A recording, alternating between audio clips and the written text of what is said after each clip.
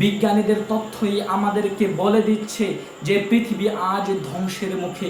কিভাবে দেখুন, আজ একটি গবেষণায় জানা গেছে প্রত্যেক মিনিটে পৃথিবী 10টি ফুটবল মাঠ সমপরিমাণ বনভূমি হারিয়ে ফেলছে।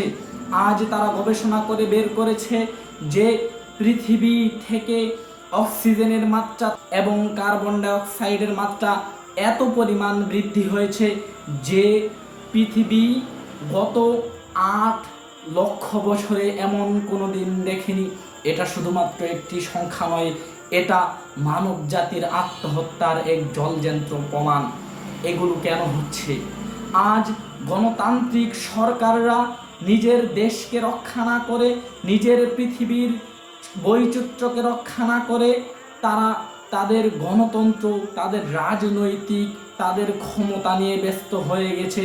তারা পৃথিবী রক্ষা বাদ দিয়ে তারা নিজেদের ক্ষমতা ধরে রাখার জন্য এই কাজগুলো করেছে। তাই আল্লাহ তাআলা তাদেরকে সাবধানতা দিয়ে বলে দিয়েছেন, যাহারাল ফাসাদু ফিল বাররি ওয়াল বাহরি বিমা কাসাবাত আইদিন নাস। মানুষেরা যে কৃতকর্মগুলো করে থাকে, এই কৃতকর্মের ফলস্বরূপ আল্লাহ তাআলা জলে এবং স্থলে বিভিন্ন রকম দুর্যোগ সৃষ্টি করে দেয়। তাই আমাদেরকে হুঁশিয়ার থাকতে হবে।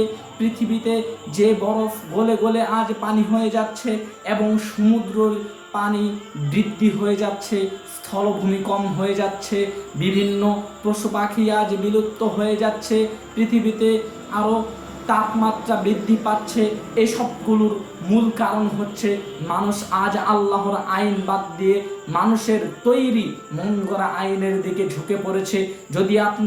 যদি আমি পৃথিবীকে বাঁচাতে চাই, তাহলে আমাদের উচিত আমরা যেন আল্লাহর আইনে ফিরে আসি, মানুষের মন গড়া তৈরি আইন বাদ দেই। আল্লাহ তাআলা আমাদেরকে তৌফিক দান করুন। আসসালামু আলাইকুম ওয়া রাহমাতুল্লাহি ওয়া বারাকাতুহু।